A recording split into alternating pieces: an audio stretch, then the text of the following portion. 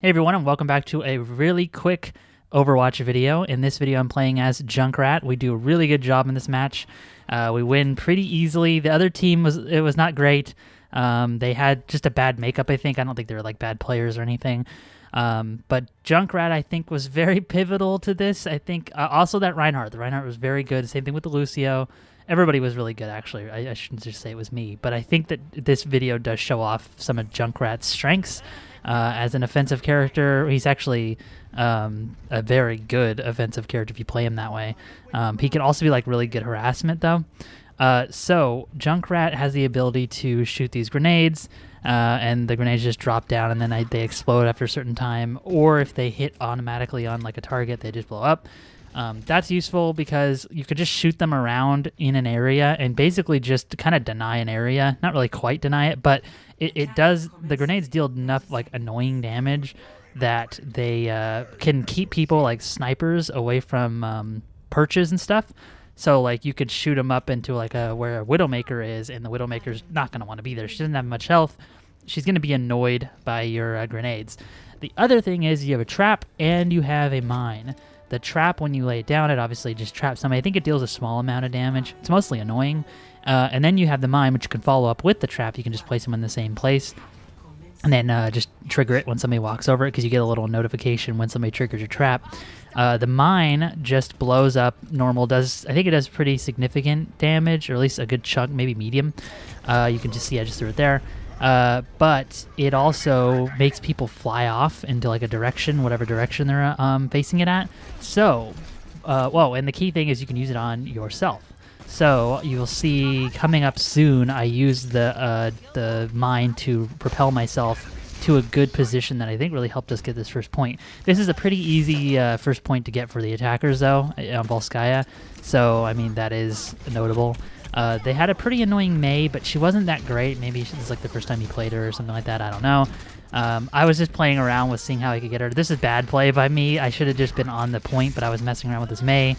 I don't know if I don't think this Mei was good enough to really do anything bad for us, like if I would have just left her. So I probably should have just went to attack the point. But we had a really good Reinhardt that was really pushing it. So yeah, I just used the mine to propel myself up here. And now I can get over those enemy Reinhardt shields and into his team. And that turret can't see me anymore because I knew that turret was down there. And so that turret just can't get around the corner like that. So I thought I did a really good job there. I tossed the mine and took out that Reinhardt. And started securing the point. And I think I die here in a second, and there's a tracer on the enemy team that almost capped the point. I think we'd lose it for a few seconds, but we were able to get it back. That turret was really annoying. That's another thing that's great about Junkrat, is he can take out turrets very well with those grenades. You can just aim up and then just kind of just randomly shoot up there, and he'll get them. And it can sometimes take out the Torbjorn that's probably nearby. I found that this one, I was able to get the turrets down. This is key if the turrets aren't in very great kind of hidden locations. This Torbjorn kept putting it pretty obvious, but obvious enough that we couldn't take him down with normal like offensive characters. Like the Tracer didn't have any chance of taking it down unless she spent a lot of time going and trying to find it. So I just started shooting through the windows with my Junkrat. And I get his ultimate. So the ultimate is Riptire. He lets out a tire and it blows up, and it does pretty good AoE damage, area of effect damage. So it's really powerful. It's almost always the play of the game if you get like more than a few kills with it. And it's really, really good for clearing out objectives. So I knew I had it, and I knew this is a point that is heavily guarded because they spawn right near it. So I thought, I'm going to break off from this Reinhardt, let him distract them, and I'm going to pop this Riptire. And I wanted to get down there. Now that turret, if it was a Bastion, he would have probably just destroyed my Riptire like immediately if he was fast enough, and that would be key.